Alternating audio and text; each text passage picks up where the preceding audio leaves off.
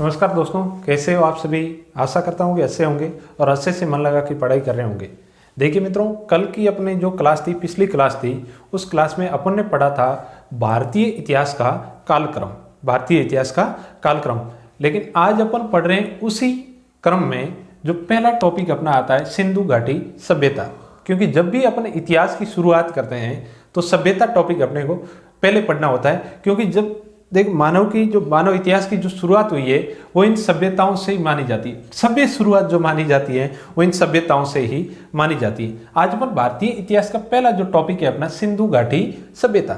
सिंधु घाटी सभ्यता के बारे में आज अपन पूरा डिटेल में नहीं पढ़ेंगे, लेकिन कुछ बेसिक्स जानकारी यहाँ से प्राप्त करने की कोशिश करेंगे। और इसके बाद में अपन मोबाइल स्क्रीन के माध्यम से ऑब्जेक्टिव क्वेश्चन जितने भी राजस्थान आरपीएससी से और यूपीएससी और राजस्थान में जितने भी एग्जाम हुए उन एग्जामों में पूछे गए सारे जो क्वेश्चन हैं उन क्वेश्चनों को जो है सॉल्व करने का प्रयास करेंगे। जितने भी इंपॉर्टेंट क्वेश्चन हैं उन क्वेश्चनों को सॉल्व करने का प्रयास करेंगे। देखिए, सभ्यता जो सिंधु घाटी सभ्यता है, इनके जो कई सारे स्थल है जो राजस्थान में भी है और भारत, पाकिस्तान, अफगानिस्तान, कई जगह पर ये जो इनके स्थल फैले गए। लेकिन इतने स्थलों के बारे में अपन जानकारी नहीं पढ़ेंगे, वो सिर्फ ऑब्जेक्टिव क्वेश्चनों के माध्यम से जितने जितने इंपॉर्टेंट ऑब्जेक्टिव क्वेश्चन बन रहे उन क्वेश्चनों के माध्यम से अपन जानने का प्रयास करेंगे। लेकिन पहले जो है इनके बारे में कुछ बेसिक्स जानकारी यहाँ से प्राप्त कर लेते हैं। तो देखते हैं, सिंधु घाटी सभ्यता का जो कालक्रम है वो है 2600 ईसा पूर्व से 1900 ईसा पूर्व। 2600 ईसा पूर्व से 1900 ईसा पूर्व। दूसरी बात है, ये विश्व की सबसे बड़ी सभ्यता है। क्या है? विश्व की सबसे बड़ी सभ्यता है। और उसमें भी ये विश्व की सबसे बड़ी शहरी सभ्यता थी। ये भी मतलब सोचने लायक विषय है कि उस समय के जो लोग थे वो गांवों में निवास करते थे, लेकिन ये विश्व की इतनी बड़ी शहरी सभ्यता थी। दूसरी बात है, ये प्राचीनतम सभ्यताओं में से एक थी। प्राचीनतम सभ्यताओं में से एक थी। देखिए, उस समय बड़ी बड़ी सभ्यताओं की बात करें, जो मिस्र की सभ्यता है, मिस्र नदी के किनारे पर, मेसोपोटामिया की सभ्यता जो है दजला एवं फ्रात नदी के किनारे पर थी। और तीसरी जो सभ्यता थी, सीन की सभ्यता, वांगू नदी के किनारे पर थी। और जो चौथी बड़ी जो सभ्यता थी, या फिर उन सभ्यताओं के समकालीन अपन देखें तो ये सिंधु घाटी सभ्यता सबसे बड़ी सभ्यता में मानी जाती है। और उन सभ्यताओं में से इनकी विशेषता क्या है, तो उन सभ्यताओं में से अपन देखें तो इनका जो ड्रेनेज सिस्टम, जल निकास प्रणाली थी, वो बहुत ही एकदम आश्चर्य करने लायक थी। इन लोगों का अगर सोच देखी जाए, उस समय जमाने में भी अपन अगर देखें तो देखिए कितने जो दूरदर्शी सोच वाले लोग थे। इनका जो ड्रेनेज सिस्टम थे, इनके ऊपर कई सारा रिसर्च हुआ है, देखा गया है। और उनके अनुसार ही आगे जितने भी अपन शहरों में जो जल निकास प्रणाली देखते हैं वो लगभग इन सिंधु घाटी सभ्यता की ही देन है। एक बार तो अपन सोचते हैं कि देखो, प्राउड फील होता है कि अपने भारत में इतनी देखो अच्छी जो है सभ्यता का जो है विकास हो रखा है। तीसरी अपन बात देखें कि इनका जो क्षेत्रफल है वो क्षेत्रफल 13 लाख वर्ग किलोमीटर में फैला हुआ है। इनकी जो देखें जो है पतंगाकार, ऊपर सौरतुगोई से लगाकर इधर अपन देखें देमाबाद लगा आलमगीरपुर से, ये एक प्रकार से भारत में अपन देखें तो इस पतंगाकार रूप में ये फैली हुई है। इनका जो क्षेत्रफल है वो 13 लाख वर्ग किलोमीटर में फैला हुआ है। अब इतनी बात सारी देखने के बाद में अपन ये सोचते हैं कि क्या इतनी सभ्यता का भारतीयों को ज्ञान था? तो मित्रों, साफ साफ देखें तो इनका क्रेडिट है सीधा सीधा अंग्रेजों को जाता है। भारतीयों को इनके बारे में पता था या फिर नहीं था, उसके बारे में इतिहास मौन है, कुछ नहीं कहता है। लेकिन इनका जो सारा पता लगाया है वो अंग्रेजों ने लगाया है। कैसे? अब देखेंगे। सबसे पहली कहानी है कि 1826 में चार्ल्स मैसन करके एक यात्री था। वो इधर से गुजर रहा था पाकिस्तान होते हुए। उस समय भारत पाकिस्तान सब एक हुआ करता था। तो इधर से इनको कुछ ईंटों के साक्ष्य है, कुछ बर्तनों के ऐसे कुछ मिले तो इन्हें वहाँ से जानकारी जुटाने का प्रयास किया। तो वहाँ के लोगों ने कहा कि ये तो देखो साहब, यहाँ से कहीं दूर दूर तक ये जो गांव है जो फैले हुए हैं, और ईंटें और मकान वगैरह ये आपको कहीं दूर दूर तक मिल जाएंगे। तो चार्ल्स मैसन ने ये जानकारी उस समय के जो गवर्नर जनरल थे ब्रिटिश सरकार को आकर बताई।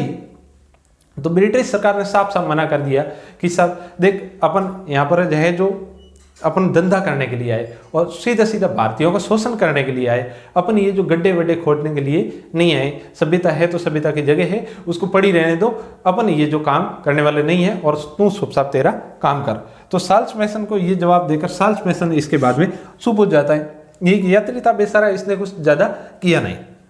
उसके बाद में दूसरी कहानी आती है 1853 में अलेक्जेंडर कनिंघम।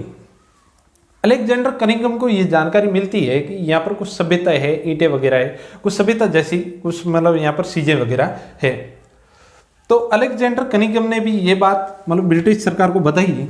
तो ब्रिटिश सरकार ने भी ये साफ साफ मना कर दिया कि भाई अपन यहाँ जो ये मतलब कोई खोज करने के लिए नहीं आए, अपन अपना धंधा करने के लिए आए हैं और अपने को अपना व्यापार करना है और ये काम सारा अपना नहीं है।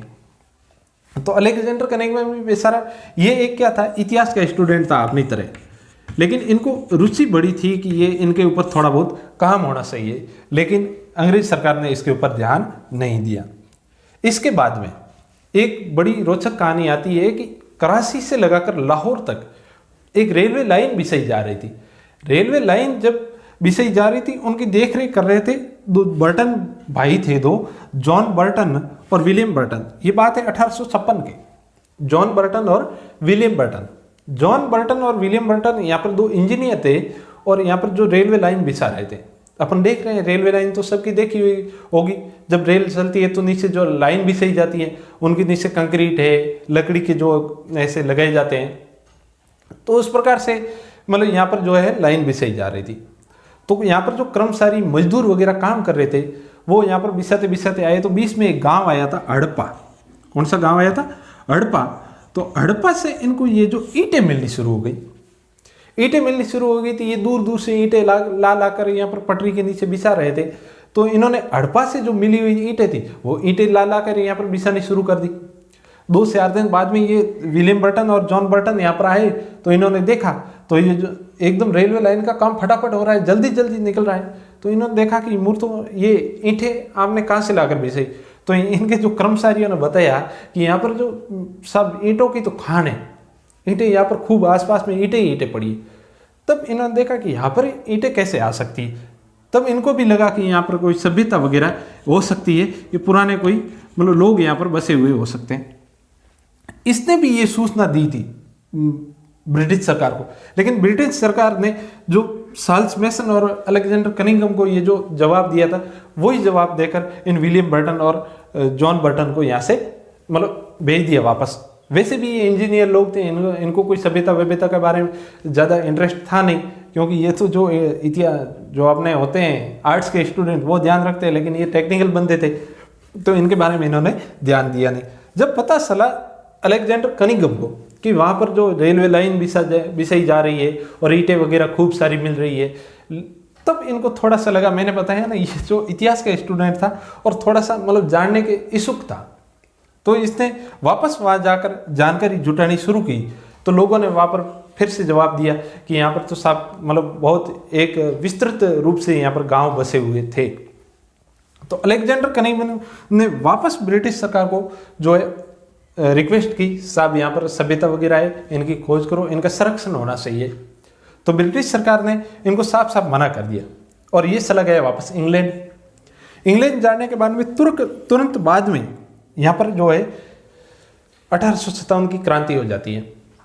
इंग्लैंड सरकार को भी इन्हें अलेक्जेंडर कनिंघम ने जो है सूचित किया था कि यहाँ पर जो भारत में जो वो लोग गए हैं वो लोग पूरा भारतीयों का शोषण कर रहे हैं और उनके बारे में कुछ ध्यान नहीं दे रहे, और वैसे भी भारतीयों में बहुत ज़्यादा आक्रोश है।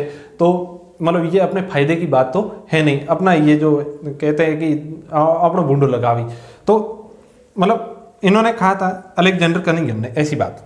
और तुरंत बाद में हो जाती है 1857 की क्रांति। 1857 की क्रांति हो जाने के बाद में मीटिंग पे मीटिंग इंग्लैंड में हो रही है, और उसी मीटिंग में एक जो इनका भी मुद्दा उठ जाता है अलेक्जेंडर कनिंघम का।